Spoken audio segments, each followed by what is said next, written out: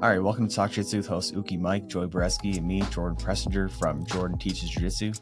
Today we have a great episode for you guys, and we're going to start off with talking about a video idea I have for YouTube, which is basically 15 competitors, 5 white belts, 5 blue belts, 5 purple belts, and the belts are divided by weight. So it would be 5 white belts that are 190 pounds, 5 blue belts that are 170 pounds, and 5 purple belts that are 150 pounds. And then they compete against each other and they see who wins. So, in a scenario like because people talk about like the 20 pounds adds is like a belt level, right? Yeah. So that's a good way to see if that's true. And I still think the purple belts will win, but like 150 pound purple belt against a 190 pound white belt, it might be difficult for some. It just depends how technical they are, like how technical the purple belt is compared to how technical the white belt is. I think age can play a factor as well with cardio. Yeah. Because like I'm almost 50. If I'm going against a guy that's 30 pounds heavier than me and more than half my age or less than half my age, that's got to make a difference, right? How much do you weigh? 160 pounds. So you're pretty close. You could do the challenge.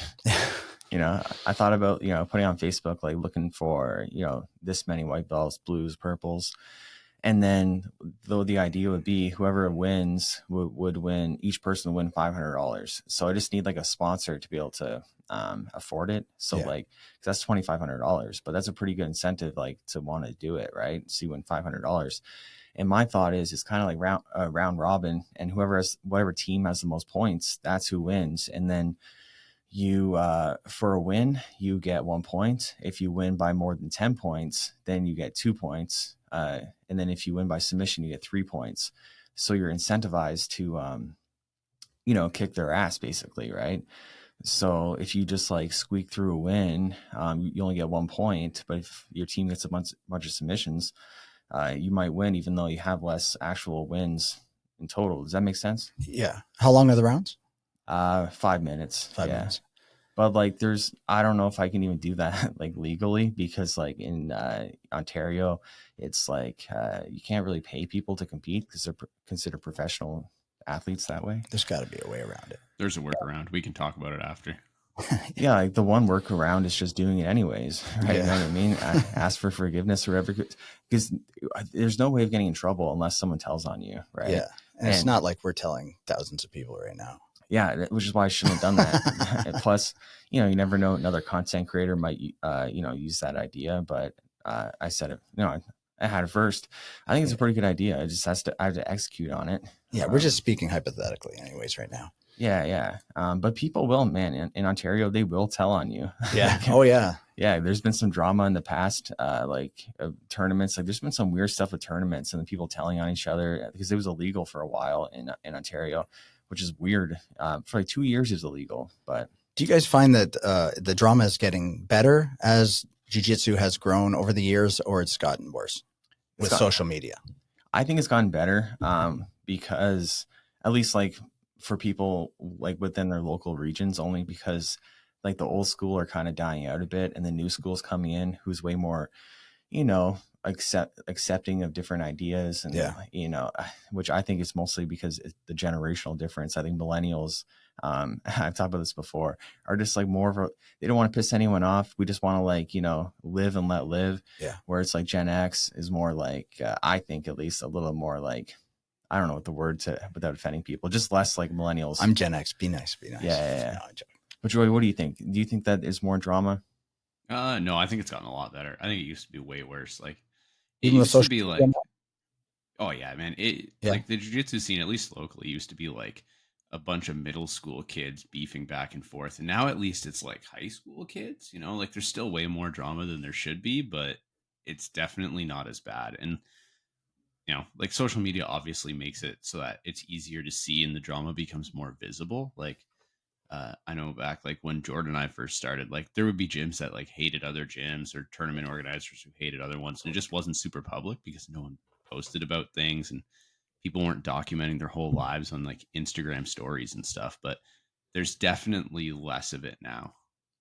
Yeah, I think so. And it's actually funny. Someone asked me last night, they said they're traveling I think to Nashville, and they were asking if there's any affiliations to avoid or any affiliations that are better to go with, because he's just getting into jiu-jitsu culture, kind of learning about it. And yeah, like my answer was 99% of gyms are pretty chill and are happy to have you, happy to have visitors. Like, oh yeah, we got a visitor, it's great. But then, years ago, it was much different where like maybe they would be welcoming, but maybe they wouldn't be. Maybe they'd be like, no, you're on your lineage is like Carlson Gracie, so we hate you, even though we don't even know you at all individually. Yeah, right? It's fucking ridiculous.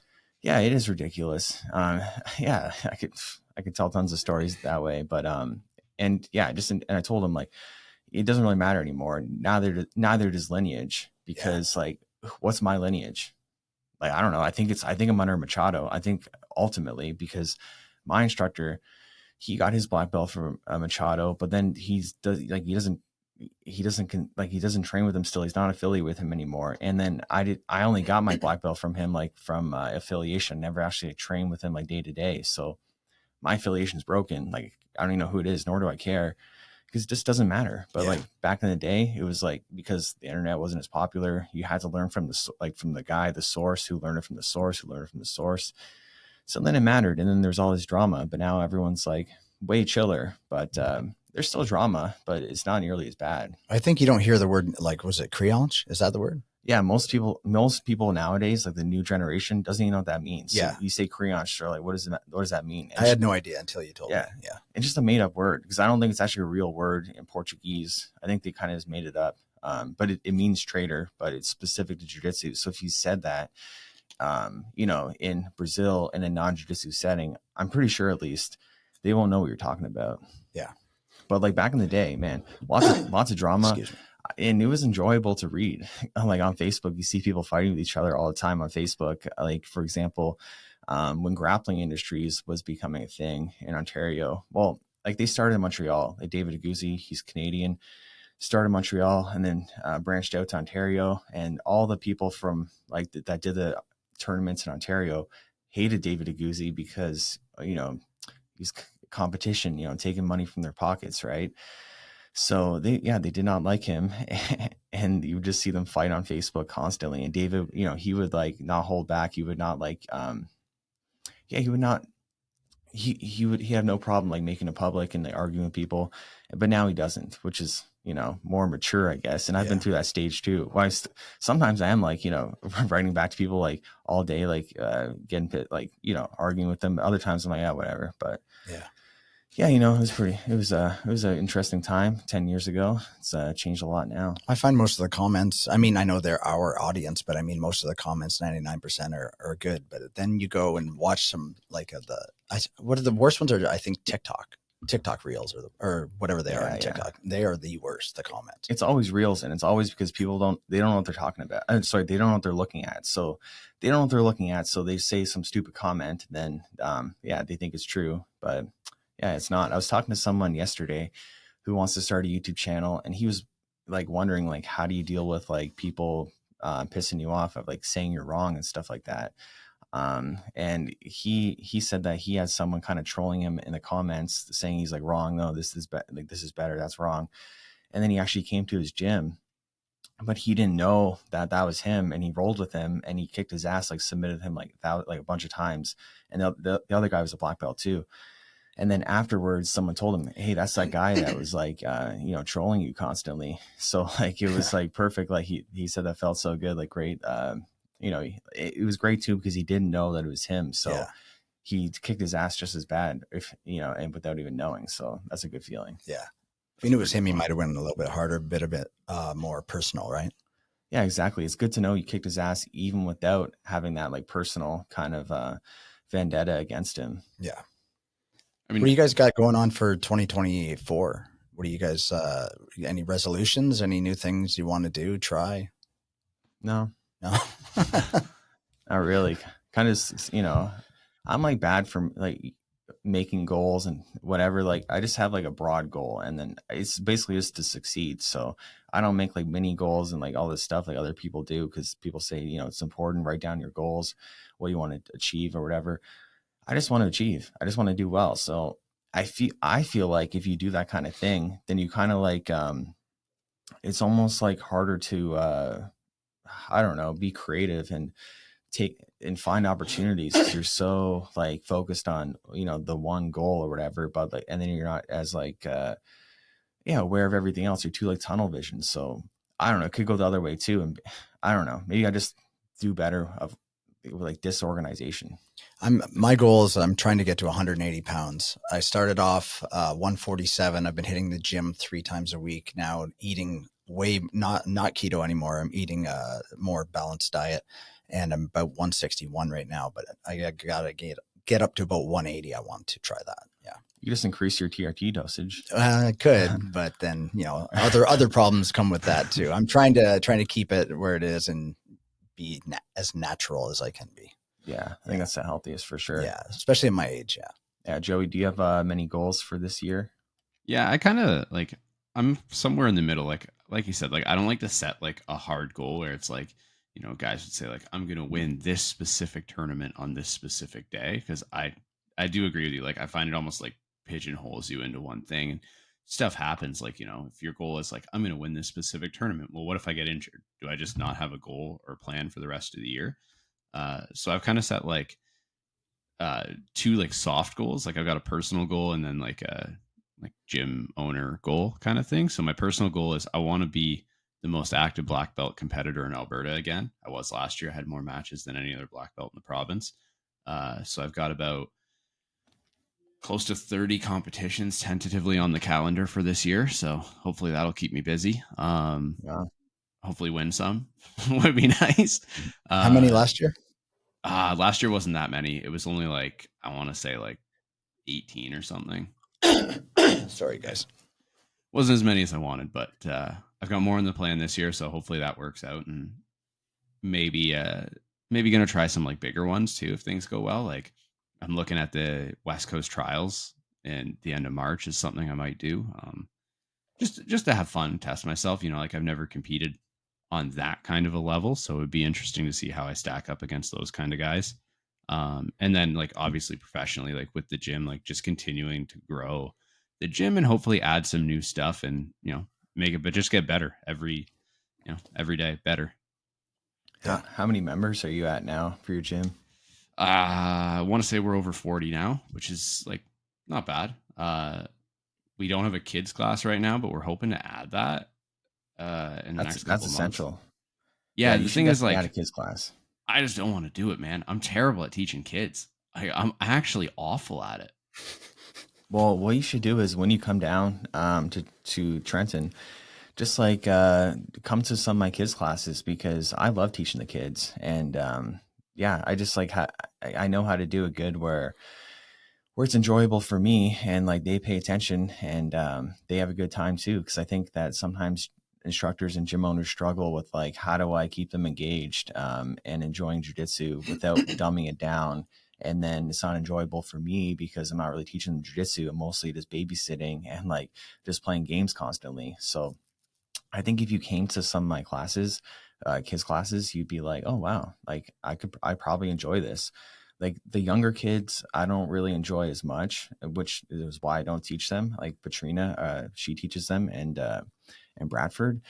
But the over like 8 years old, I teach them and we have an advanced class. It's going very well. And yeah, just in general, like that's where you make your most amount of money is kids.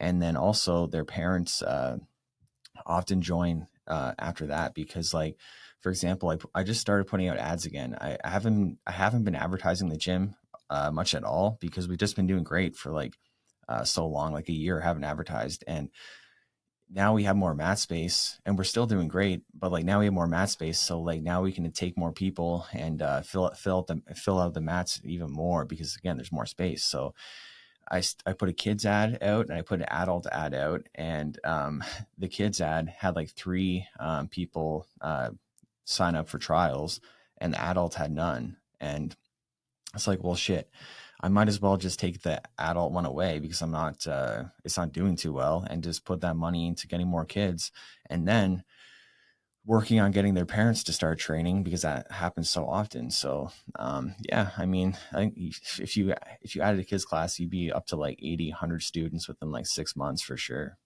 I guess I shouldn't say we don't have a kids class. So basically, we used to run like a kids only class, and then it was mostly only older kids anyways. So we just stuffed them in with the adult class and run them all together. So like, I think we got like a few 12-year-olds and stuff in our adult class. They do just fine. But I've got one of my members wants to run like a younger kids class, and I'm like, hey man, if you want to do it, I'll help you out. But I don't want to teach 6-year-olds jujitsu. Like, I don't know how to. I don't. Maybe it's because you have kids, and like I just don't know how to talk to them. Like, I don't like, I try to communicate and they look at me like I'm speaking another language. And I'm like, I don't get what, like, I'm speaking English. Like, I don't understand what's going on here. Like, they just don't get the, I don't know. It's very, I'm just not, I'm sure when I have a kid, I'll be like, oh yeah, I'm just an idiot who was like not talking to children correctly. But yeah, I got a member who's good with kids who wants to do like a little kids class. So we're going to do that. And then I'll just keep the older ones in our adult class. Cause like, actually, this is an interesting little like topic to talk about. So we have a 10-year-old who does our adult class because his parents can only make it for the adult class time. Like they can't get there earlier, even if we had a kids class, just because of work and stuff. But he used to only do kids classes. The improvement this kid has made since moving out of a kids class into like an adult class, like we treat him like an adult. People roll with him like he's an adult. Everyone's good with him. Uh, but like when we teach techniques, like or teach like games and stuff, he literally just does like we treat him like an adult. We don't try and dumb anything down for him. You know, we don't try and like it's not to entertain him. Like we're like, hey man, you're in this class. We're gonna treat you like you're an adult. The improvements he's made have been insane. Like he's doing things in tournaments that other kids are like, I don't even understand what this kid's doing. Like I've never seen these moves. I'm like, yeah, because you can't teach that kind of stuff in a class for 8-year-olds. Like it won't, they won't get it, or it won't work, or half the class will be confused. So like, I really do believe like the sooner you can get kids learning like in a more adult like focused environment, the better. Yeah, like that's why my classes are like we treat them like adults. Like we don't dumb it down.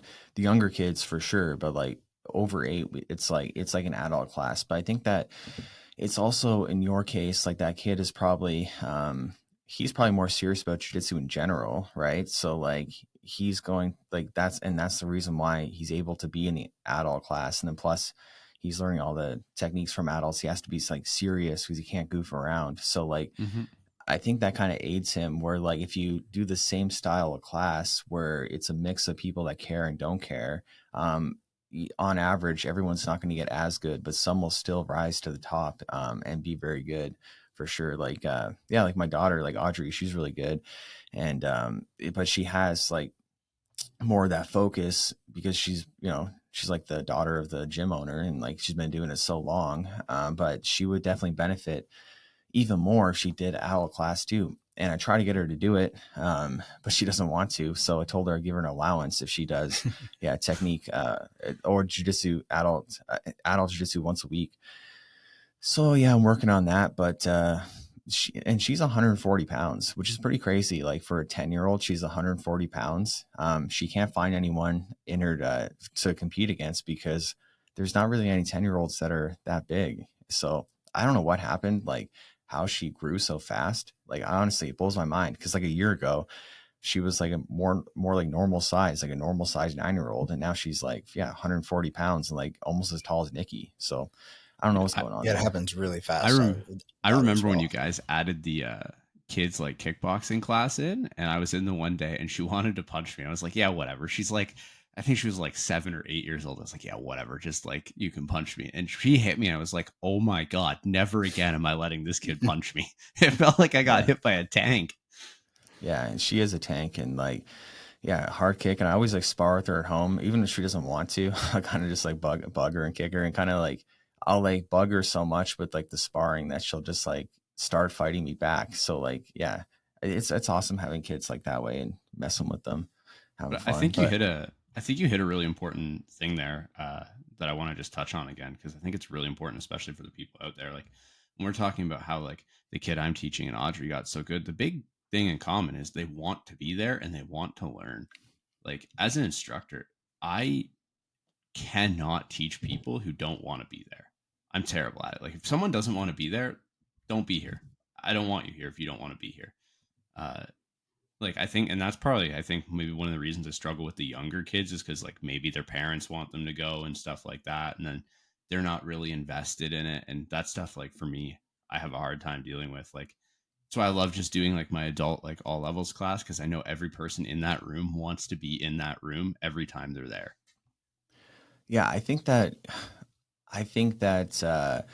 you're just not quite seeing it though, like because you haven't experienced it. Because like my youth class, I feel like 90% of them really want to be there, really love jiu-jitsu itself, and then 10% aren't as serious, and then like 1% is just like doesn't care at all, and they're not as fun to teach. But like overall, they very much want to be there, and that's what makes it enjoyable too. So I think you just haven't experienced like a real like good like kids class that that gets you wanting to do it. And I think you have this frame of mind where it's not going to be what you want it to be, but you make it what you want it to be. Like you cultivate that atmosphere, that environment where it's only kids that want to be there. Because some gyms, it is like, yeah, they're just like playing games and stuff. Actually, for a good example, we used to always play, like back in the day, this game called Mad Dog, where like you basically take the people.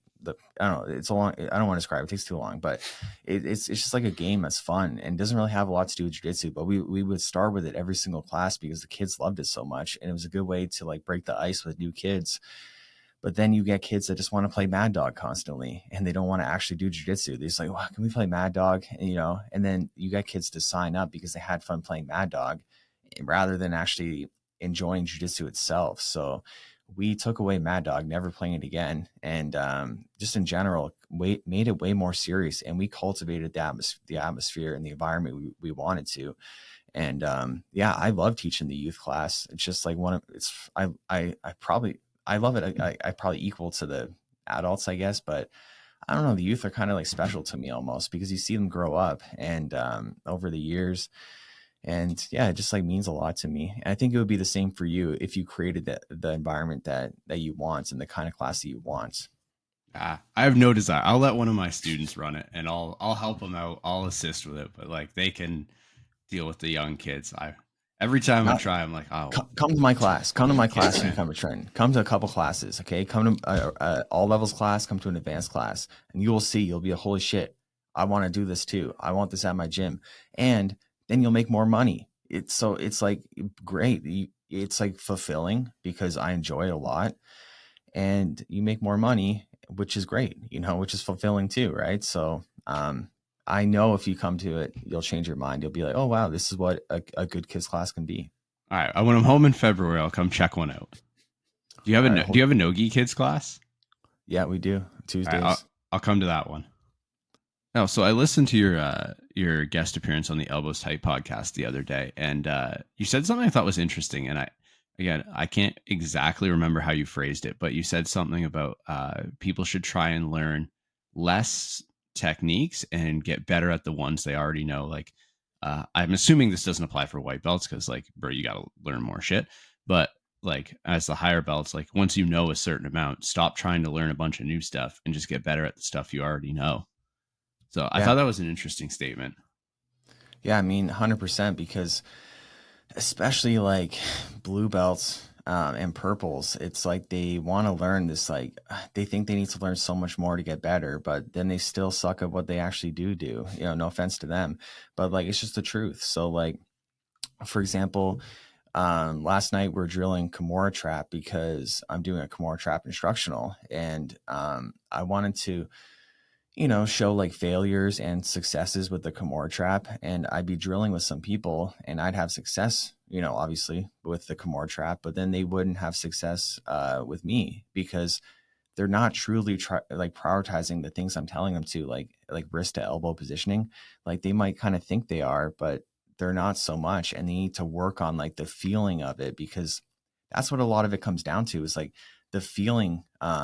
Because you can know mentally what you're supposed to do, but then the feeling has to come, right? So if you just want to learn all these more techniques, you're not going to get the feeling for every single one of them. You need to get the feeling for the ones that are more important, right? For like a knee slide, like that's so important. People, I'd say all the time, they'll knee slide without an underhook all the time. But you have to get better at seeing when it's available and like having other options, but like not like 1,000 different options. And yeah, I think that people could improve way faster if they just focused on, you know, learning less stuff. It's like if you were to like go to another country, you want to learn another language so you can get by. You know, if you learn like all these words that aren't going to come up like very commonly, how's that going to really help you, right?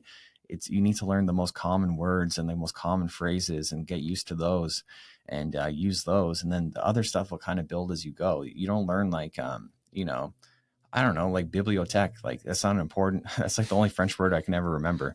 Like you don't really need that word. Like why do I know that word, right? It's probably because it like kind of stood out to me in school. But like if I were learning French right now, I wouldn't be focusing on, oh yeah, the library is bibliothèque, and like, you know, the whatever is like this, the whatever is this, right? I'd be focusing on like the main phrases. And it's the same with jujitsu, right? So yeah. And actually, sorry, another good example. We were doing the Kimura trap and or stuff from like half guard, and someone asked like, oh, I feel like off balance when I go to like take the Kimura from half guard. Or no, it was maybe it was side control, but like they didn't have their weight right. And so like I went in there and it's like, well, do you feel like you could roll me over? And they're like, no way. It's like not going to happen, because I have the feeling, I know exactly where to place my weight to like feel heavy. So again, they're still missing that feeling. So why learn more techniques when you still need to just get the feeling down for the more important stuff?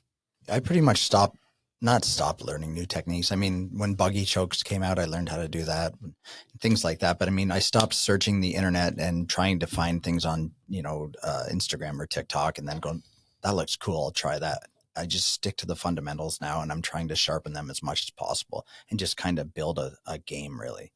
Yeah. In reality, I don't think there is like that many techniques. Like, I don't know. I feel like there's maybe like, I don't know, like 100 important ones. And then like, there's all these like smaller, like niches and variations or very specific times you can use them. But like a lot of times in the moment, you can figure out what to do if you kind of just know, like if you know what's important, what to prioritize. So it's like not something you necessarily need to learn for like a very specific answer to a very specific thing.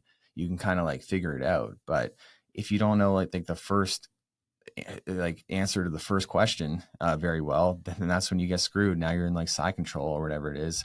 Now you're trying to escape, and then, you know, escaping side control is hard, and learning 1,000 escapes of side control isn't going to help you. You know, it's hard to escape side control. So the one you do know, it's going to be hard either way. Learning there's no magic easy side control escape. Well, Lesson Press More Involved did a video recently where it was a great channel, by the way, where they broke down statistically the most submissions in tournaments, like high level tournaments. And it was like heel hook, rear naked choke, arm bar. And like outside of that, there was no like weird niche moves. So, I mean, I'm going to stick to what the top level guys in the top level events are doing. I want to get good at that. Yeah, exactly. And like you can also just like with your style kind of just avoid things altogether. Like you don't really need to learn how to escape side control if you just turtle all the time. In reality, if you turtle every single time someone passes your guard, then you don't need to escape side control, right? But if you let them, you know, get grips, they're going to take your back, and then that's bad. But that's why you need to get good at the feeling of where are their grips, like how do I got to stop them from coming in, where are they coming in, and that's like a feeling. But I say that, but like you can't always go to turtle, because if someone's like already has like an underhook on you and then they like knee slide, then you're going to be stuck in side control. But for the most part, the more you can turtle, the less they can put you in side control, and the better turtle you have, the less that they can take your back. So yeah, you can kind of avoid, you know, side control. Sometimes people say side control doesn't exist anymore. What do you guys think of that? I think it definitely exists. I think it's not. How do I want to phrase this? I think it's definitely not the position it used to be in like the late 90s, early 2000s, where it was like, man, side control is like the place to be. If you want to beat someone, you just have to get to side control. I think side control now is more of a bridge between I'm not in your guard, I'm controlling you, but I'm looking to advance still. Like I definitely think there's more of an emphasis now on mount in the back, especially like the back now, in my opinion, especially in the no-gi game, but in the gi game too, is becoming like the position. Like you want to get to someone's back. And for me, I look at side control as a tool to take someone's back. Like I get to side control. I'm not sitting there thinking about, I'm going to Americana this guy from side control. Like, I don't know. Here's a question back for you, Jordan. When's the last time you Americana'd someone who wasn't like a white or blue belt? See, it's funny you say that because I actually get a lot of Americanas and I think that they're way underrated. So like, I think they're terrible. No, terrible submission. If you're under 160 pounds, the Americana is a fucking joke of a submission. I don't think that's true because I get it on heavyweights and yeah, I don't know. I think that is super underrated and people, the problem is that they try to go for Americana as if it's like, okay, I'm in a position like side control.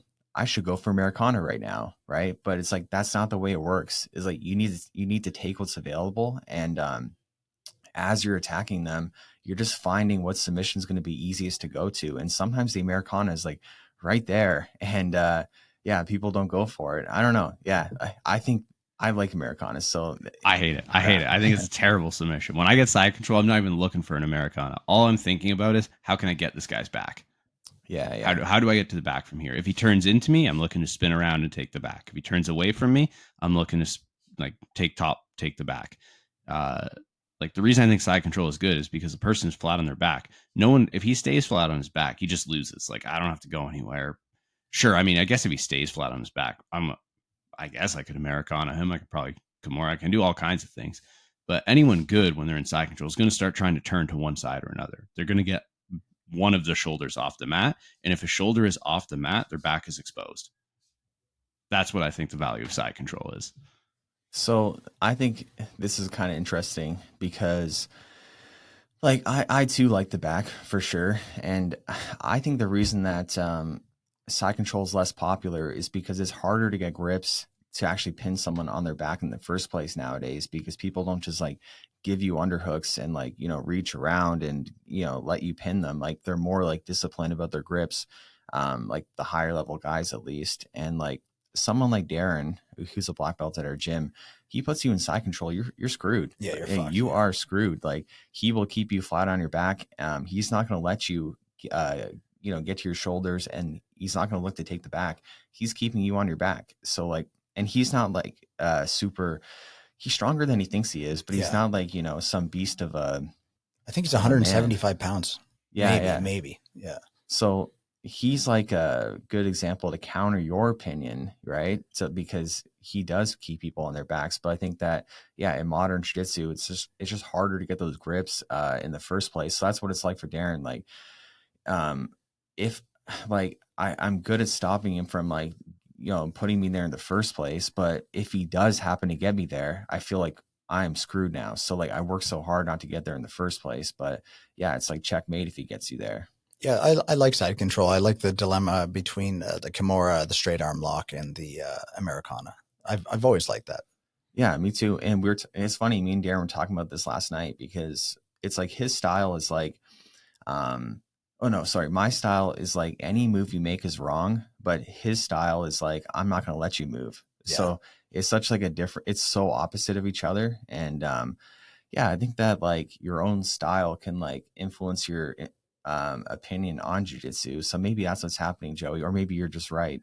I don't know. 100%. Like I think it's a style thing. Like there are certain things that I definitely prioritize when I grapple that like you or Darren wouldn't. And I'm sure there are things that you guys prioritize that like I wouldn't, just because of the way you want to approach the game. Like the nice thing about jiu-jitsu is there's no real like one right way to do it. Like there's a lot of different, like even if you look at the pro guys in no-gi, they're not really for the most part like cookie cutter grapplers where it's like you do these 3 techniques and you do it like this and you just win everything.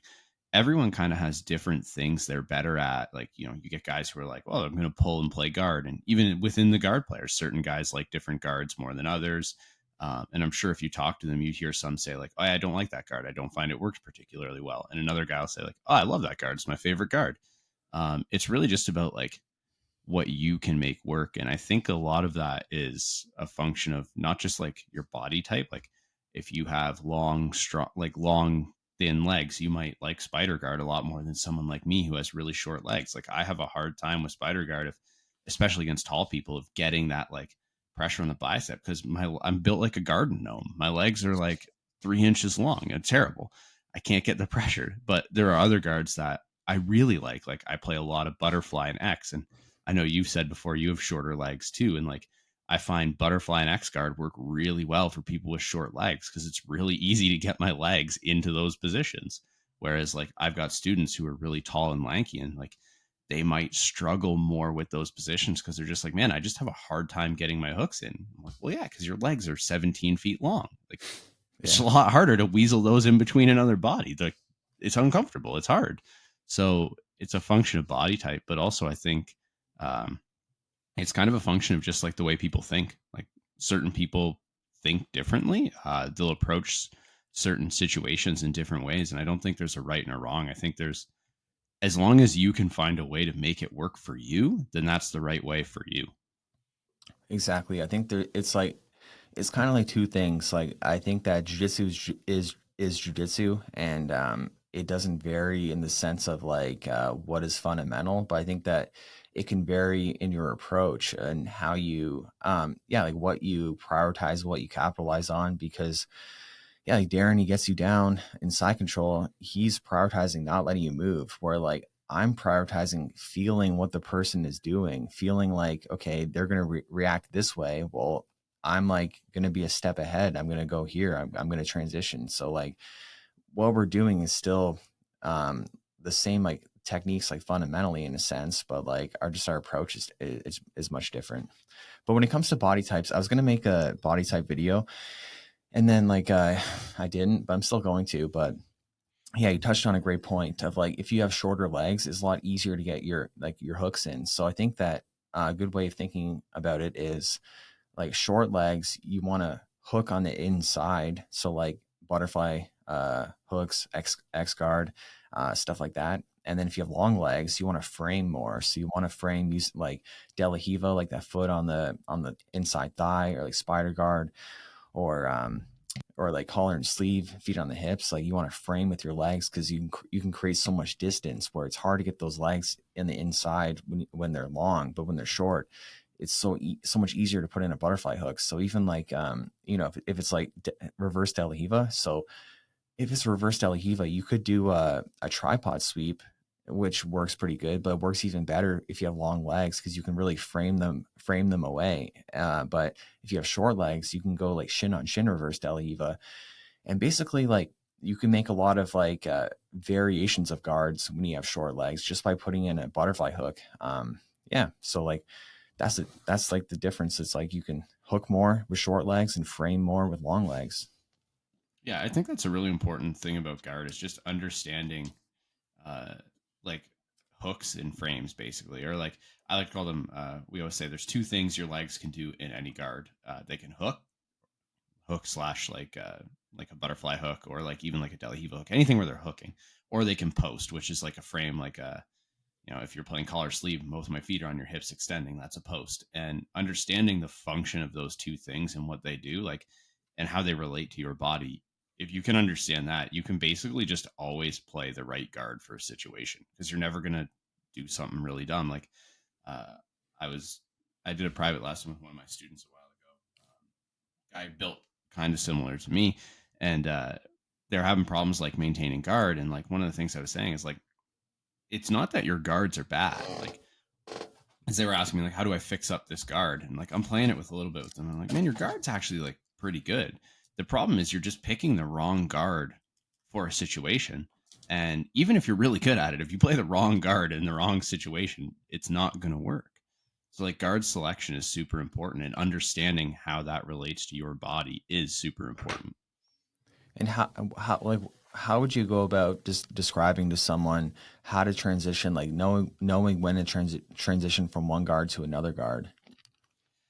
That's hard because I don't think there is like a golden rule. You know what I mean? Like I know you probably don't have this either, but like people want to hear like at this exact point in every guard is the point in which I transition.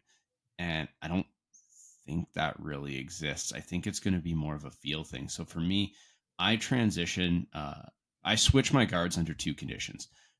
One, the guard is going to be passed. So I've hit a point where I feel like I can no longer maintain this guard without being at risk of being passed. So like, let's say I was playing reverse De La Hiva and the person manages to pull my hooking arm, the bottom arm, out from under my knee, and my knee hits the mat.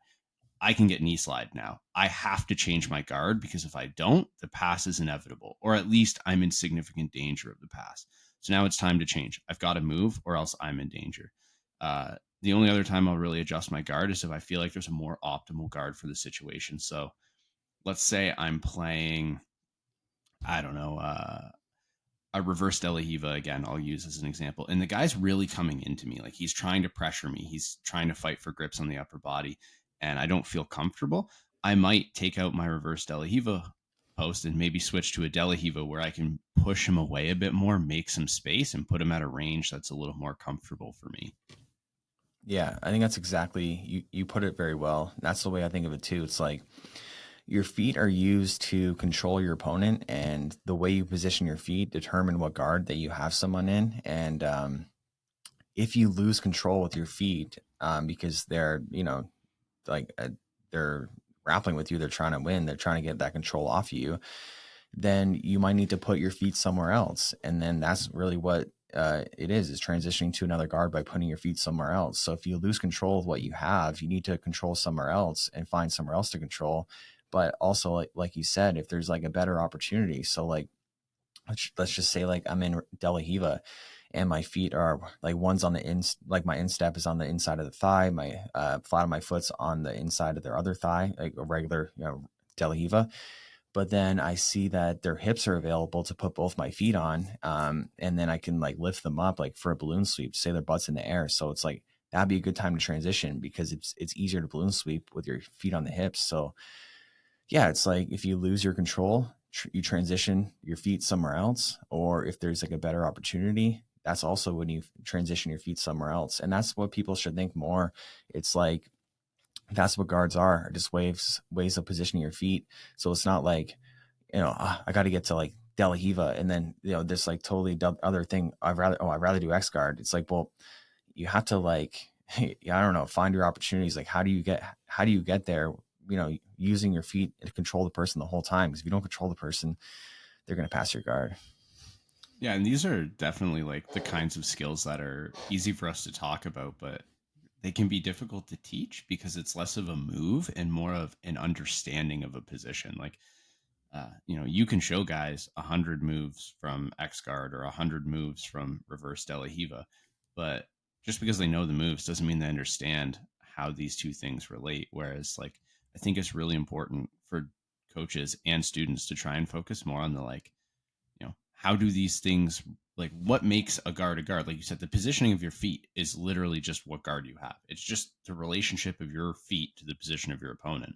And if you can understand that and how that works, you really don't need to learn 1,000 moves from every guard. Like you said earlier, there really aren't that many moves in jiu-jitsu. There's a limited number. There's just a lot of variations of each of those limited number of moves. Like, I know it's a little slightly bit off topic, but we just kind of finished a week where we were working on like submission finishing mechanics, and we were doing arms, and basically said there's really only 3 arm locks. Anyone who wants to disagree, like there's only 3 arm locks. There's a straight arm lock where an arm is being bent, like an arm bar, those straight arm bars, something where it's going in a straight line and the elbow is being hyperextended. There's twisting arm locks, Kimuras, Americanas, and then there's compression arm locks, bicep slicers. Every single arm lock is a variation of one of these 3, and the finishing mechanics are actually all pretty similar within the category. So like a straight arm bar, I'm pinning the shoulder, I'm isolating the arm, I'm using some sort of wedge or grip on the wrist to hold it in place, and I'm putting a pressure into the elbow to hyperextend it. It's the exact same with the straight arm lock where, the wrist is anchored, I'm putting pressure on the back of the elbow to hyperextend it. It's a hyperextension lock. The mechanics are going to be extremely similar from one to the other. I don't need to teach my students, here's an armbar from side control, here's an armbar from mount, here's an armbar from the back, here's an armbar from the guard, Here's all these extra arm bars. Hey, this is what an arm bar is. This is the mechanics to finish it. You know, Yeah, they're all the same now. And the same is true with like using your legs to submit them the same way or attacking their legs. So, for example, like a Kimura is the same thing as an omoplata. You need to keep their shoulder pinned and then just rotate their arm, but you use your legs to do that instead of your arms. So it's the exact same thing, right? Or like a knee bar is the same thing as an arm bar, just on the legs. So if you just understand, you know, the mechanics of how the body works, it's all the same. And same with chokes. Like chokes are all the same. Like there's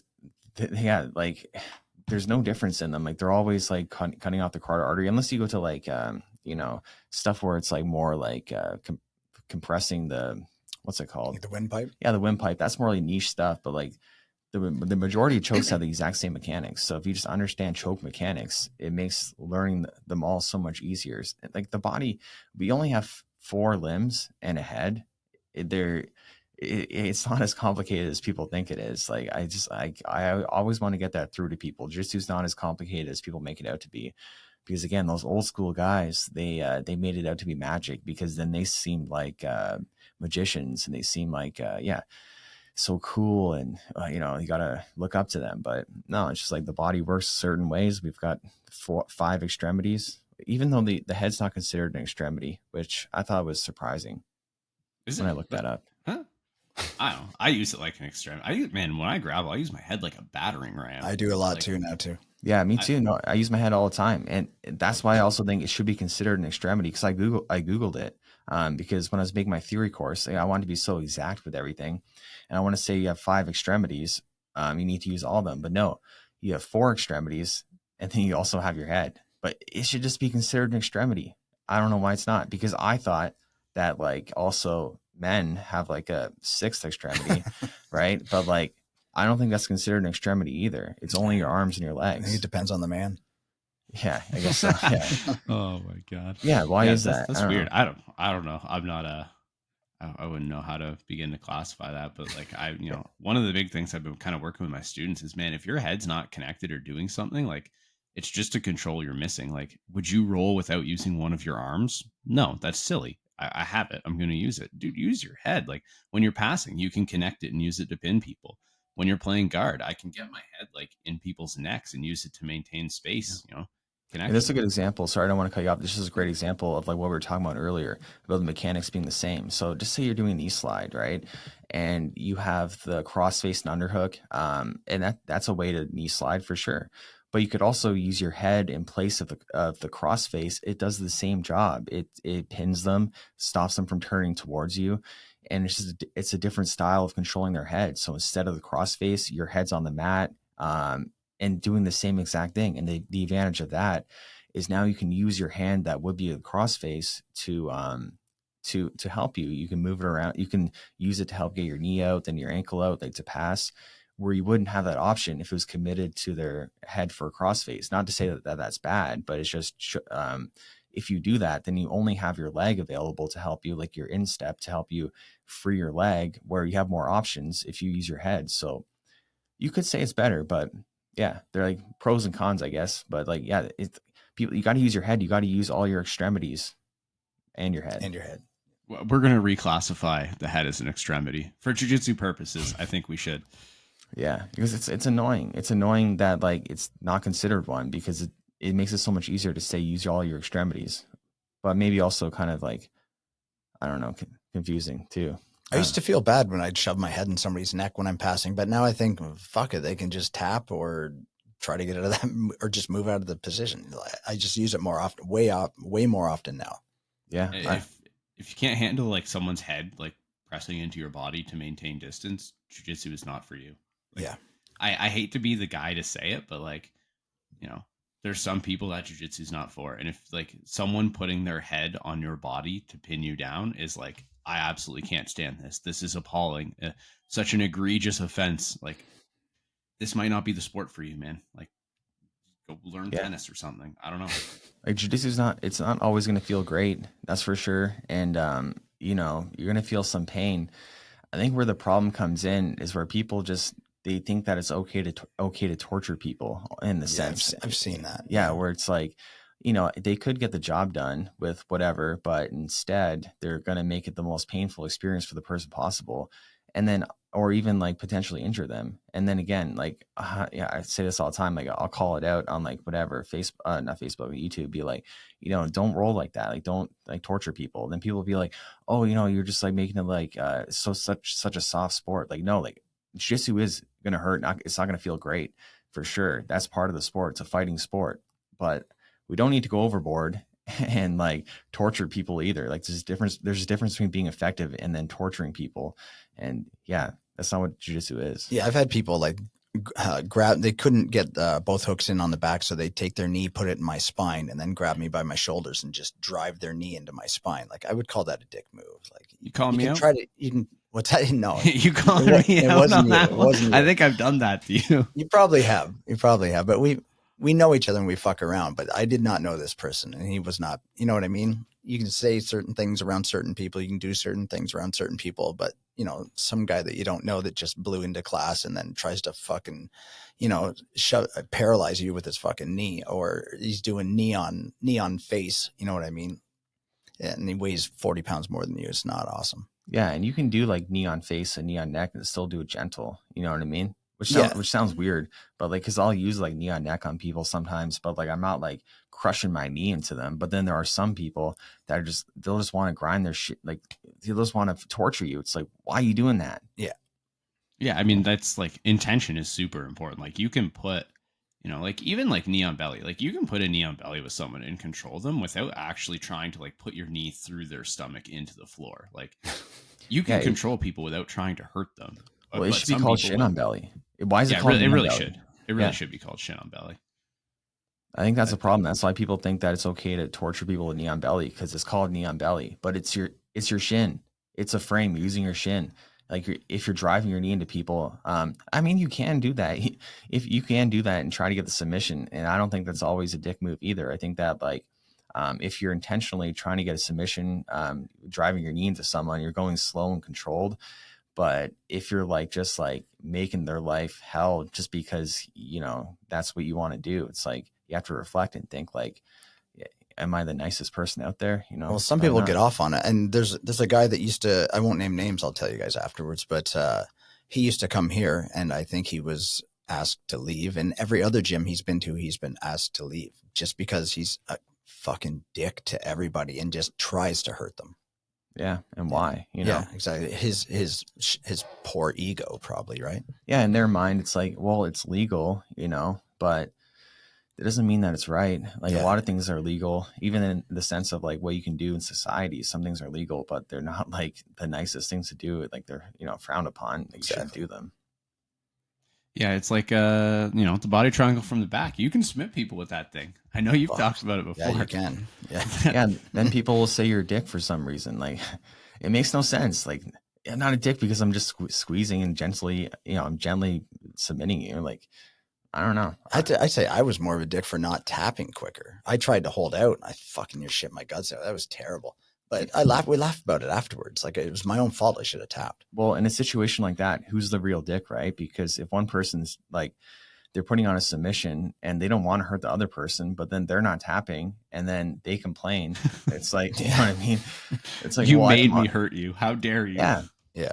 Exactly. Like shout out to Kieran, my friend. I'm not, you know, I'm not talking shit, Kieran, but like when I hurt his ribs from the body triangle, I didn't want to do that. You know what I mean? I'm going slow and controlled. And all of a sudden, you know, his ribs are hurting. He was trying to hold out as long as possible. Right. And it's like, you made me look like a dick because now I hurt your ribs or whatever, you know? So yeah, you know, some things I'll talk about, I'll never get over. Right. But not that I'm like mad about it, but I just thought it was ridiculous because I didn't do anything dickish, I thought. No. But I think like you hit two words that I think is like the important part, slow and controlled.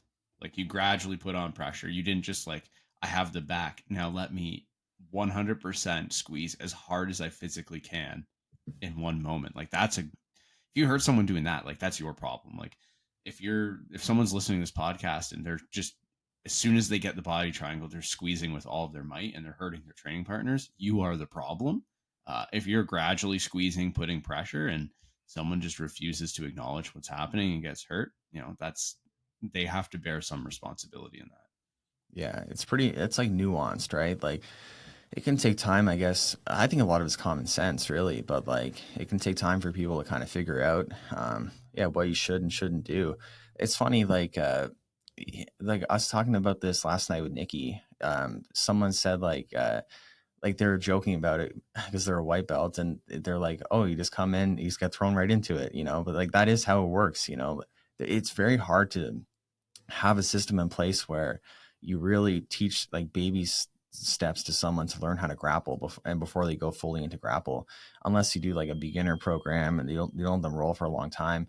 And it is best just get thrown into the fire, I think, at least. But like, yeah, it's just like you just get thrown right in. It's so hard to be a beginner, I think, because you're rolling with people and you don't even know what you're doing, and they do, and it's just like, what do I do, right? So it's a weird thing being a beginner. It's been so long that like sometimes I forget that how hard it is to be a beginner. I remember sorry, Joe, go ahead. I was gonna say I've actually got what I think is like the perfect solution. Like I've tinkered with some stuff, but I think we've found it. So we do run at our gym, we call it a fundamentals class. It needs a better name because it's not a fundamentals class, but in a way it is, because like I think we've talked about it on here before. I don't believe the fundamentals really are like armbar from close guard. I don't think it's a bunch of moves. I think the fundamentals of jiu-jitsu are understanding how your body moves in relation to another body, like the positions I need to go through. Like how does this work? How do I maintain chest to back connection